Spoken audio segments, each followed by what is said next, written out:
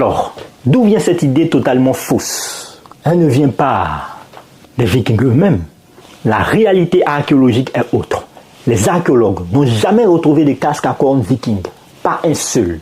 Et les gravures de l'époque nous montrent en aucun cas des casques coniques ou parfois des casques avec des lunettes pour protéger les visages. Le mythe des casques à cornes est en fait une invention d'artiste, une erreur qui a vu le jour au XIXe siècle, à l'apogée du romantisme national en Europe. On cherchait alors à glorifier le passé mythique des peuples germaniques et scandinaves.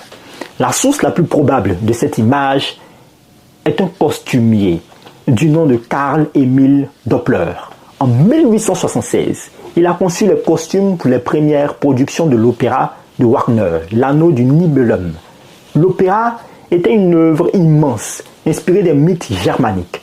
Pour les guerriers, Doppler a décidé de créer des casques massifs, ornés de cornes, pour les rendre plus impressionnants et les faire ressembler à des figures mythologiques. C'était une décision purement artistique, sans aucune base historique.